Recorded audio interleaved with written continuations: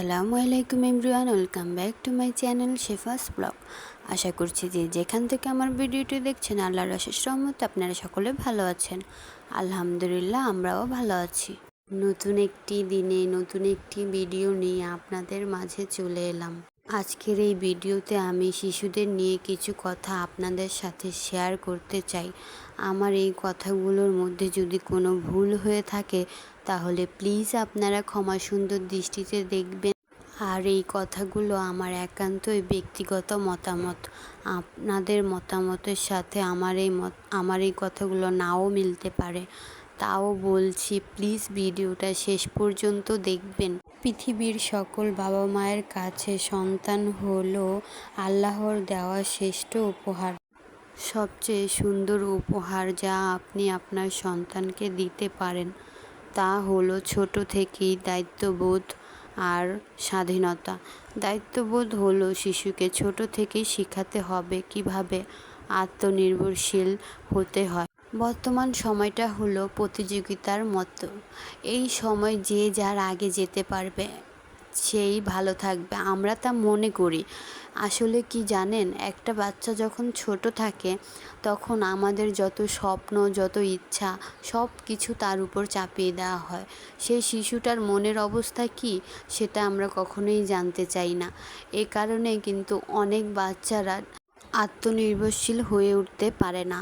এটাতে কিন্তু আমাদের বাবা মায়েদেরই অধিকাংশ দোষ। কিন্তু আমরা কি বলি, আমার বাচ্চা এটা পারে না, ওটা পারে না, এটা করতে পারবি না, ওটা করতে পারবি না, এই এখানে যাস না, এই ওখানে যাস না, শুধু না না না, এইরকম নেতিবাচক কিছু নামূলক শব্দর কারণে আমাদের বাচ্চাদের আত্মনির্ভরশীল হয়ে উঠতে খুব কষ্ট হয়।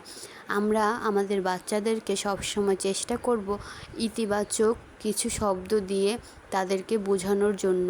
বলতে হবে, সাহস দিতে হবে বাচ্চাদেরকে যে তুমি এটা করতে পারবে, এটা তুমি পারবে, এই তো আমার মা এটা পেরেছে, এই তো আমার বাবাটা পেরেছে। এরকম করে ওদেরকে বোঝাতে হবে যাতে ওরা আত্মনির্ভরশীল হয়ে উঠতে পারে।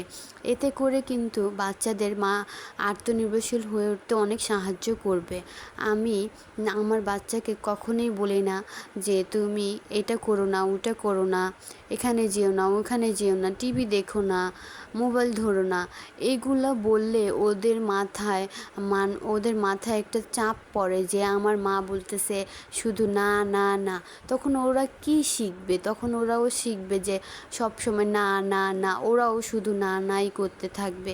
তাই তো আমাদের হ্যাঁ বোধক শব্দ দিয়ে ওদেরকে বোঝাতে হবে যে তুমি করতে পারবে, তুমি ভালো কিছু করতে পারবে, মানে ওদেরকে উৎসাহ দিতে হবে আত্মনির্ভরশীল হয়ে উঠতে। তাই তো আমি বলছি বেশি বেশি করে বাবা মায়েদের উচিত সন্তানদের সময় দেওয়া, ওদেরকে যতটুকু পারা যায় ততটুকু নিজেদের মতো করে সময় দিতে হবে। আরেকটা বিষয় হলো একটি শিশুকে ছোট থেকেই তার মত প্রকাশের স্বাধীনতা দিতে হবে। আমাদের শিশুটা কি বলতে চায়, আমাদের শিশুটা কি করতে চায়, আমাদের শিশুটাকে বোঝাতে হবে যে এটা ভালো, এটা মন্দ। একটু ভালো করে বোঝালেই ওরা বুঝতে পারে। কিন্তু আমরা অনেকেই কাজের চাপে পড়ে বাচ্চাকে সময় দিতে পারি না। অনেক মারাই আমরা ভুল করি, বাসায় বাচ্চাদের সামনে মোবাইল দেখি, মোবাইল নিয়ে সময় কাটাই। সেজন্য ওরা ভাবে যে আমরা এখন কি করব। তখন ওরা অসহায় হয়ে পড়ে, সেই বাবা মাটার সাথে বসে বসে হয়তো মোবাইল দেখে, নয়তো টিভি দেখে। এতে করে কিন্তু ওদের মানসিক বিকাশ ঘটতে সমস্যা হয়। আচ্ছা, আমি তো আজকে অনেক কথাই বললাম শিশুদের নিয়ে, আর এই কথাগুলো কিন্তু একান্তই আমার ব্যক্তিগত মতামত। আপনারা প্লিজ কেউ এগুলাকে ভুল বুঝবেন না, এই কথাগুলোকে নিজেদের মতামতের সাথে মিলাতে যাবেন না, কারণ একজনের মতামত আরেকজনের মতামতের সাথে কখনোই মিলে না। আচ্ছা, সেই পুরনো কথাটা আরেকবার মনে করে দিই আপনাদেরকে। আমার ভিডিওর কোনো একটা অংশ যদি আপনাদের কাছে ভালো লেগে থাকে তাহলে প্লিজ একটি লাইক করতে ভুলবেন না। আর চাইলে চ্যানেলটিকে সাবস্ক্রাইব করে রাখতে পারেন, পাশে থাকা অল আইকনটিকে প্রেস করে দিবেন। এতে করে আমি যখনই ভিডিও ছাড়বো আপনাদের কাছে পৌঁছে যাবে, আর আপনারা যখন খুশি তখন দেখে নিতে পারবেন।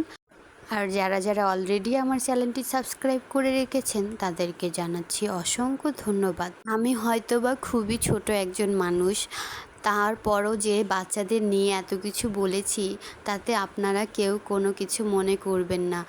আর আমি তো প্রথমেই আপনাদের কাছে ক্ষমা চেয়ে নিয়েছি যে বাচ্চাদের নিয়ে আমি আজকে কিছু কথা বলবো, আপনারা প্লিজ ক্ষমা সুন্দর দৃষ্টিতে দেখবেন। আজকে ভিডিও রিলেটেড কোনো কথাই আপনাদের সাথে বললাম না। আসলে বিকেলবেলা মেয়েটাকে নিয়ে ছাদে এসেছি তো, ও খেলতেছে আর আমি বসে বসে এই যে আকাশের ভিডিও, বিড়ালের ভিডিও, এই টুকটাক ভিডিও করতেছি আর এই একটু কাজ করতেছি। আর ওর দিকে তাকিয়ে না আমার যেন কেমন যেন এই কথাগুলো মনে হলো, তাই তো সেই কথাগুলোই আপনাদের সাথে শেয়ার করলাম যে আমাদের এখনকার বাচ্চারা তো মানে খেলার জায়গাই পায় না, ওরা খেলবে কি করে? আমাদের এই ঢাকা শহরে তো শুধু ইট পাথরের দালান কোঠা দিয়েই ভর্তি। আসলে কি জানেন, খেলার জায়গা নাই বললে ভুল হবে, খেলার জায়গা কিন্তু আছে। সেটা হলো কি জানেন, পার্ক। আর সেই পার্কেও গেলে দেখবেন প্রতিযোগিতা, কার আগে কে বসবে, কার বাচ্চাকে আগে বসাবে, কার বাচ্চাকে পরে, মানে কেউ তার পরে বসতে চায় না, সবাই আগেই বসতে চায়। সবাই যার যার বাচ্চাদের নিয়ে মানে ওদেরকে ছেড়ে দেয় না যে ওরা একটু খেলুক মন মতো। সবাই কী ভাবে, আমার বাচ্চাকে আমি আগে দিব, আমার বাচ্চাকে আমি আগে বসাবো, এরকম চিন্তা ভাবনা সকল মা বাবাদের মনে একদম জেঁকে বসেছে। আর আমরা চাই মানে বাচ্চাদেরকেও সেই চিন্তায় বড় করতে। আসলে এই কথাগুলো, এই চিন্তাগুলো মাথা থেকে ঝেড়ে ফেলতে হবে। আমাদেরকে মনে করতে হবে আমার বাচ্চা যেরকম বাচ্চা, আরেকজনের বাচ্চাটাও সেরকম বাচ্চাই। আচ্ছা, আমি তো আজকে অনেক বকবক করেছি, কথা বলতে বলতে একেবারে ভিডিওর শেষ প্রান্তে চলে এসেছি, আর ভিডিও রিলেটেড কোনো কথাই আপনাদের সাথে শেয়ার করিনি। এই তো বিকেলবেলা মেয়েটাকে নিয়ে ছাদে এসেছিলাম, ও খেলতেছিল। আচ্ছা দেখুন তো আকাশে আপনারা কিছু দেখতে পাচ্ছেন? কতগুলো কাক দেখেছেন? কাক না চিল আমি সঠিক বলতে পারবো না। আচ্ছা যাই হোক, আমি সবার সুস্বাস্থ্য কামনা করে আজকের মতো ভিডিওটা এখানেই শেষ করছি। সবাই ভালো থাকবেন, আমাদের জন্য দোয়া করবেন। আল্লাহ হাফেজ, আসসালামু আলাইকুম।